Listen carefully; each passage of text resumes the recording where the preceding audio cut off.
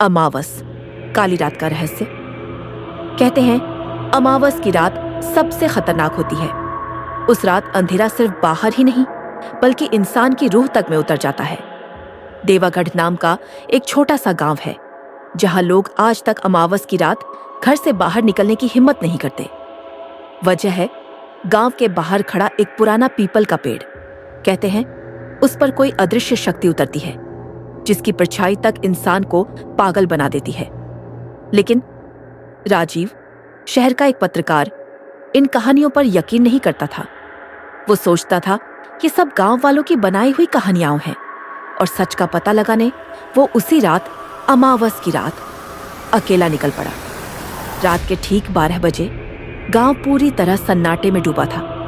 ना किसी कुत्ते का भौंकना, ना इंसानों की आवाज, सिर्फ हवा की सरसराहट और दूर से आती सियारों की हुआ।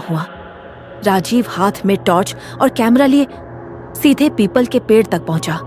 लेकिन जैसे ही उसने कदम रखा, टॉर्च झपकी और बुझ गई।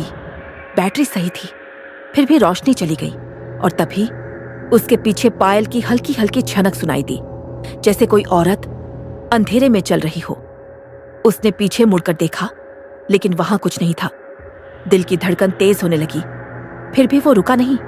अचानक उसने देखा पेड़ की डाल पर कोई लटक रहा है।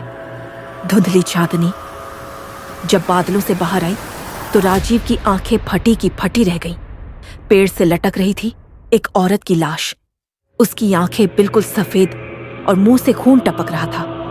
राजीव ने चीखने की कोशिश की मगर आवाज गले से बाहर ही नहीं निकली। पलक झपकते ही वो लाश पेड़ से गायब हो गई और ठीक उसके सामने आकर खड़ी हो गई। उसकी ठंडी सांसें राजीव के चेहरे को छूने लगी।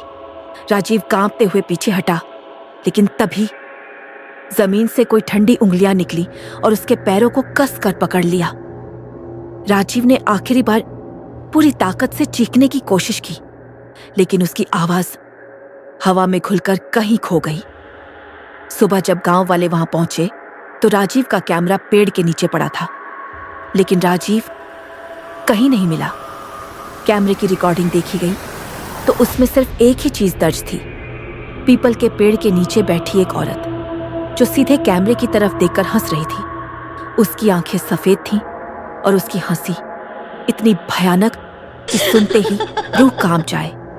उस दिन के बाद से कोई भी उस गांव में अमावस की रात बाहर नहीं निकलता, क्योंकि कहते हैं जिसने भी उस औरत को देखा वो कभी वापस लौटकर नहीं आया।